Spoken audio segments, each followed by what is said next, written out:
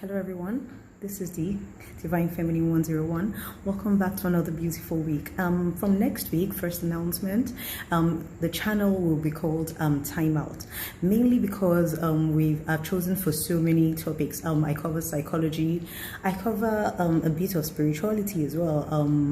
I cover relationships and narcissism. So I cover so many things, so it can't be just about feminines anymore.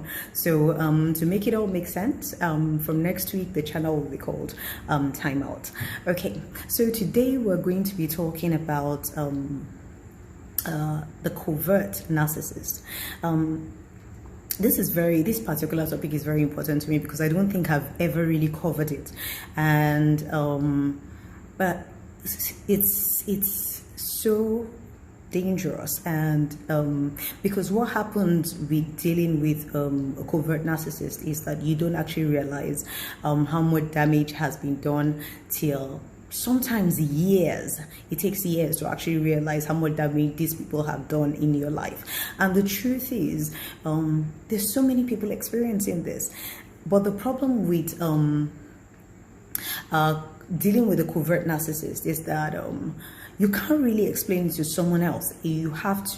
Everything is actually based on how you feel. So sometimes you actually sound totally crazy to the next person, and they're wondering, this person you're talking about is absolutely an amazing human being, but the truth is, most of the time the narcissistic abuse is mainly just focused on the other person, on you, basically. So this is also something that can be experienced in intimate relationships, in families, in friendships. So my experience with a covert narcissist was actually with a female, someone that was actually very, very close. And truth be told, I don't think I was able to tell how much damage this person had done till about 4 or 5 years later, really. So let's get into it. So this is the most dangerous type of narcissism. Normally we all know that narcissists are they're totally no good. You can be around like I said, a covert narcissist for years and not actually realize how much evil lies within. A lot of people, for me, as far as I'm concerned, it's a disorder, and it's a with narcissism. It's a psychological disorder, it's a personality disorder, it's a spiritual disorder, it's a mental disorder, and it's 10 times worse when you're dealing with like a covert narcissist. What covert narcissist is like an undercover narcissist. So these people are very sleek. You can never, hardly ever catch a covert narcissist in the act, because the abuse is so subtle. It's so subtle, like you can never really know. You can't really know until it's too late, basically. So it's very easy to spot an overt narcissist. Your typical narcissist, they're very grandiose. They would like to be the center of attention. You normally catch them like talking. They talk endlessly about themselves. In a public setting, or they're gossiping or something. But with a covert narcissist, it's actually quite different, because they show no emotions, no feelings. They actually hide and keep a lot to themselves. So you never really spot this person till it's really, really too late. So what they do, because normally when you meet them, they can be like the really insecure, kind of very shy type of people that a lot of people tend to think they're actually the victims.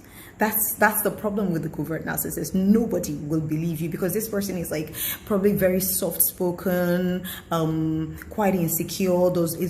An introvert, your typical introvert, does not really, until you get really close, then you start to realize that you're dealing with a very proud, very arrogant, very grandiose person. It's just really done undercover, and most of the time it's the closest person, probably in an intimate relationship or very close friendship, that actually gets to experience the destruction and the confusion with this person. So let's talk about how how you can easily spot the covert narcissist. So when you meet them, I mean, the first stage is like the love bombing stage. At this point, and why I call it all sorts of disorders, including the mental disorder, because the truth is that a narcissist actually, they don't regard the other person as human beings. You're like puppets. And the truth is they expect you to be totally perfect. And the moment they start to identify your flaws, that's all they can see. It's just your flaws. I mean, this can be your neighbor next door or your best friend, but because, like I said, because it's so subtle and so undercover, so a lot of people don't even realize what is really going on. Like, you don't even know for years. So you have this great person in your life, almost even insecure, that you always feel bad for, and when something happens, you end up taking responsibility or even feeling like the victim, and this person all the while is actually the one breaking you down and abusing you so subtly. So a lot of people that have had to get over covert narcissistic abuse don't really get over it. Some people actually go through like a lot of mental stress and all sorts of things. So which is why I think the spirituality side of it kicks in. Like, you know, sometimes you can't escape it except you're like praying and meditating and whatnot. You can't actually really escape it. So at the beginning stage is the love bombing stage. They idealize you. You're like an idol. At this stage, with an overt narcissist, sometimes you can actually spot them if you're paying attention, but with a covert one, so this person, because they're so quiet, on the quiet side, what they're actually, so at this stage, I mean, they're love bombing you. Oh, it's almost like a very quick, intense soulmate connection, because this person likes the same things as you do. They're almost finishing your sentences. There's a very quick bond, and I think this is where one should start to discern, like when somebody is trying to form a very, very quick connection with you, you know. So but with a covert narcissist, what happens is you don't even realize it, because they can be so quiet and introverted. So they are studying you. They are watching everything you do. They are mimicking you. If you're spiritual, they're spiritual. If you're an atheist, they're an atheist. If you're religious, they're religious. Whatever you are, they are somehow. You know, if you're a doctor, they try to go to medical school because they've always been so interested in it. So you think this person is so close, and they try to form very, very quick bond with you. I mean, that's when one has to start to discern, because it's so very difficult to spot a covert narcissist. You have to rely on your feelings. You know, sometimes you just feel like maybe something's a bit off, because dealing with that abuse, you can't explain it to the next person, because nobody else can actually understand it. What everybody sees is this meek, lovely, amazing, soft-spoken person, and you're saying these horrid things about this person, and people are like, what are you talking about? You know, so, and then I mean, like I said, this is where the spirituality side of it kicks in. You know, it is believed that well, not believed, it's a fact that everything in the light, everything with God, everything has, you know, the other side tries to copy and mimic it. Like, for instance, look at dance. For instance, dance like David dance. Like, God likes people to dance and worship him, and you know, the other side also uses well, dance as, you know, as a form of something we won't even go into in this topic. Anyway, so so most of the time, what a covert narcissist does is, and for some reason, again, is where the spirituality side of it kicks in. They will tend to be around maybe somebody that gears more towards prayers or religion or spirituality or whatever it is. So but they will mimic you to a T. Literally mimic you to a T. Like, they start to act like you, they start to talk like you, and then you think, oh my God, this is like the best friend I've been looking for, or the most amazing partner. You believe you're actually soulmates, and you don't realize that you're dealing with somebody that is pretty much empty, and they just take on whatever persona the other person has, or the victim has, so to speak, you know. So it's like a narcissistic copycat kind of thing. Then another way you spot them is their intense need to win.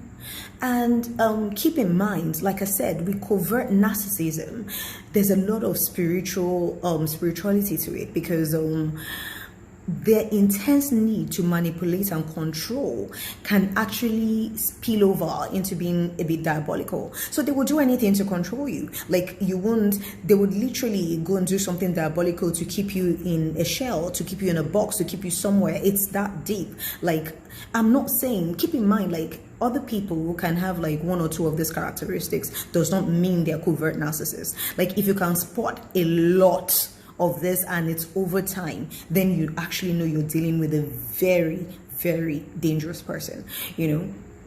So they have an insane need to win. They have to one up you at every point in time. They have to win, you know. And the truth is that when you do something wrong, when a normal person apologizes to you, you know that they feel sorry. I mean, if the apology is genuine, you know that they feel sorry and they probably won't do it again. With a narcissist, first of all, the apology is never genuine, and they will only apologize to you when they want something from you. And if at all they're actually apologizing to you, is so ingenuine that they're probably going to, it's like play, repeat. They're just going to repeat it over and over and over again, because the truth is that they can't identify with bad behavior. They can't. And for somebody that is such an expert at justifying bad behavior, that's another way to spot them. These people will only ever choose the morally corrupt option. So I had to, well, I did you cheat in your last relationship? Yes, I did. I cheated, but you know, it wasn't really my fault. It was that person. Did you do this? Yes, I did. But they would always tend to choose the morally corrupt option. You know, that's another way to spot them. I mean, there are two options. You can decide actually not to do it or walk away from it, as opposed to actually doing that, you know. So then you will start to pick up on their split personality. Oh my God. You know, you can be having a normal conversation, like, okay, so then again, you're looking at like this soft-spoken, really meek, really supposedly nice person, and you say something and they blow up at the most minute conversation, and you're wondering, you're sitting down there wondering what happened. You know, sometimes it's actually done intentionally as a form of control so that they keep you off balance. But most of the time, they fly into this narcissistic rage, and you can't really even explain it to anybody else, because nobody can identify with that kind of behavior. So it's such a split personality. And you're wondering, 1 minute you're happy, the next minute, you know, they love you 1 minute. Oh, they love bombing you. They're close to you. They want to be nice to you. They want everything good for you. Then the next minute they hate you so much, and then they become very moody and very irritable. And it just keeps you off balance, because you never really know what you're going to get with this person.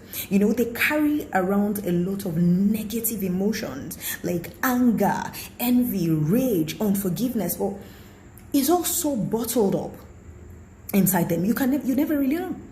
They show no feelings, nothing, you know, but they mimic your feelings, because obviously it's like talking to a plank. So what they do is, because they have absolute lack of empathy, by the way, they just don't care. You know, things normal people will feel really bad about, they don't really care. But sometimes they mimic you and see how a normal person would react to maybe an accident. So they react that way. But if you're paying a lot of attention and you look closely at this person, then you realize that they're cold and heartless. They don't care. They can't identify with feelings. You know, for instance, like you've had a like really rough day and you come back home and you're talking to your partner or whatever it is, and they're like, and you're asking for support. They can't identify with that. So they're like, oh, well, I don't understand what you're saying. You know what? I just need to go and watch TV right now. You know, you deal with it or whatever it is that you're thinking. Are you a human being? Like, you know? So yeah, that's like another really, you know, so they have, it's just what happens is that if you're paying attention once in a while, you see all that negative anger and hatred for you in, you know, when they say somebody puts an evil eye, like you see it in that one look. It takes you aback, like, oh my God, what did I do to deserve that? You know, it's just that one, you spot that look. Maybe they let you see it intentionally or not, I have no idea, but then you just spot that look, and it's just intense hatred, this malicious evil look, like what I'm about to do to you. And you're wondering, oh my God, but then you brush it away because you're looking at every other aspect of this person, and you're like, okay, maybe they're just angry, or they're just upset or something. Like I said before, the abuse is very subtle, not things you can really point out to anyone, and you really just have to keep relying on your feelings here. A covert narcissist will tear you down with their facial expression. It's just that it's that one look. And then there's the silent treatment. Oh my goodness, that's how they punish you. You do something and they will punish you. Everything has repercussions. They will punish you with silent treatment. It's just evil with these people. So they punish you with silent treatment. Everything has to have some sort of punishment or some sort of repercussion. I mean, a typical covert narcissist is, you have an argument, and then maybe you guys have a joint account, for instance, and then you get to your bank and there's no money in your account. Like, they have to punish you. There has to be repercussion for every single thing that happens. They belittle you. Oh my God, a typical covert narcissist, especially in front of people, especially in public, they would, for instance, they have this nickname for you, or they say something about you, or they make fun of you in a way, or say something that they know that you can't stand it because it's very derogatory, but they say like a joke, like, oh, come on, you're too sensitive, you're too this, and you've said it like over and over again, like, I don't like it, you have to stop, especially when you do it in front of people. It's very disrespectful, very derogatory. And what they will do intentionally to make you seem like the crazy one, because the truth is that they can't identify with the problem. They don't know they're the problem. The other person has to be the problem. So what they do is, intentionally in public, they would say something maybe quite similar, but just as upsetting. And then when you go off, they tell you, you're so sensitive, you can't even take a joke. And everybody's looking at you like, why are you flying off in such a rage? Without realizing that this thing had been there for so long. And they're there like acting like, why you? Come on, you can't take a joke. It was just a joke. It was, it wasn't a joke. They have to start doing things to break you down, to make other people believe that you are the problem. So no matter how much they abuse you, no matter what they do, you can't explain it to the next person, because you have to basically go on your feelings. Everything is on your feelings. So the gaslighting. I don't know, have you ever had a conversation with somebody that you have to start to question your reality? Okay, for instance, a typical covert narcissist will turn everything back around on you. So you have, even if you have evidence, so you have evidence that someone calls you up and says, okay, I saw your partner, she was going into a hotel with another man, or whatever it is, or they checked into whatever room and they were there for 3 hours, or whatever it is. And then you bring those facts to the table to a covert narcissist, and they'll go, oh yeah, so somebody saw you. Well, okay, first of all, who saw me?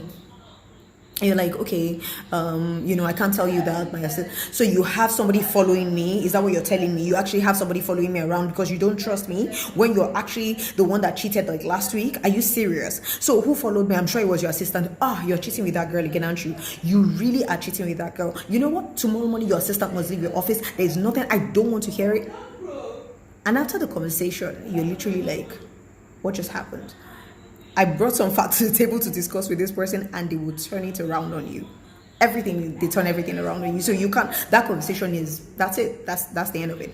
Because next thing all you would hear is, yeah, your assistant must leave, So anyway, like I said before, these people have zero empathy. I have to rush through these videos because I need to keep it very short. So, and the last point I would give is, if have you ever been with somebody when they're apart from you, when you guys are not together, be it an intimate relationship, be it friendship, you feel a bit insecure in terms of, not because you're clingy, but you just feel like, if it's an intimate partner, you just feel like they're probably somewhere cheating. Because you see, you know deep down somewhere that they're not like 100% committed to anything, be it the relationship. I mean, you would expect your partner to go out and still know that they have a relationship somewhere. With the covert narcissist, it's actually quite different. It's almost like out of sight is out of mind. So whilst they're in front of you, they have that feelings towards you then. But once they're not in front of you, they have the same feelings towards the other person standing in front of them at that time. So it's really that deep with them. So with the relationship, it's up and down. It's in and out, in and out, in and out, player energy. And they cheat. They have to cheat because they lie so much. Oh, they're pathological liars. A psychologist actually said they lie like they're breathing. So if they lie so much, it's only natural that it will be easy for them to cheat, because first of all, whilst you're not in front of them, they don't have that feeling towards you anymore. They can identify with it. So they start to identify with the person in front of them. And then they can do it and just know they can lie about it because they actually can't tell the truth. Pathological liars. So, well, if you do spot a covert narcissist in your life, well, it is said that one should never confront a covert narcissist or tell them their bad behaviors to their face. The best thing to do is walk away. Literally, it's supposed to be run away from it. But anyway, do have a lovely week. I try to rush through this so it's not too long. Thank you. Stay blessed. Namaste. Bye.